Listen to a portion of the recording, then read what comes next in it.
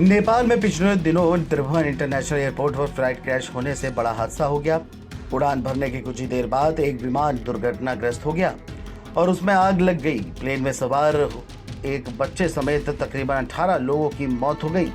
हालांकि गंभीर रूप से घायल पायलट को किसी तरह सुचारू रूप से बाहर निकाल लिया गया है। बता दें कि विमान में एयरलाइंस के 2 चालक दल के सदस्य और तकनीकी कर्मचारी समेत 19 लोग सवार थे। विमान रेगुलर मेंटेनेंस सर्विस के लिए पोखरा अंतर्राष्ट्रीय एयरपोर्ट के लिए जा रहा था और हादसे का शिकार हो गया। हाल ही के सालों में यह देखा गया है कि नेपाल की एयर सेफ्टी के खराब रिकॉर्ड के लिए आलोचना भी की गई है, लेकिन इसके कारणों में आंशिक रूप से अचानक मौसम में बदलाव और आंशिक रूप से मानवीय भूल के अलावा दुर्गम चट्टानी इलाकों में हवाई पट्टियों का होना भी शामिल है।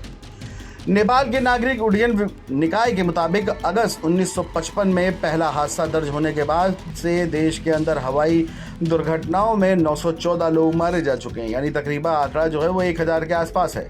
पिछले साल जनवरी से में पोखरा की एक रिजॉर्ट शहर में येती एयरलाइंस के एयरक्राफ्ट के दुर्घटनाग्रस्त होने से उसमें सवार सभी 72 लोग मारे गए थे, जिनमें 5 भारतीय भी थे। इस हादसे के पीछे की वजह मानवीय भूल को बताया गया।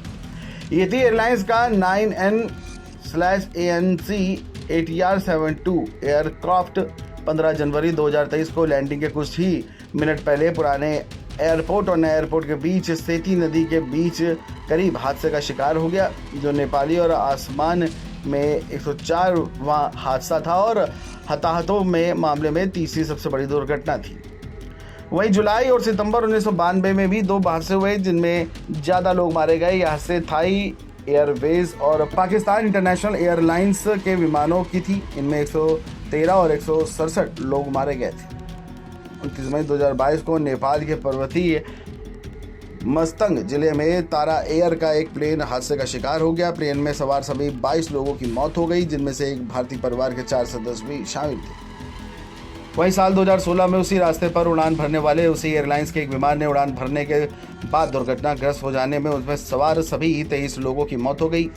मार्च 2018 में त्रिभुवन इंटरनेशनल एयरपोर्ट पर US बांग्ला एयर दुर्घटना हुई और इस दौरान प्लेन में सवार सभी 51 लोगों की मौत हो गई।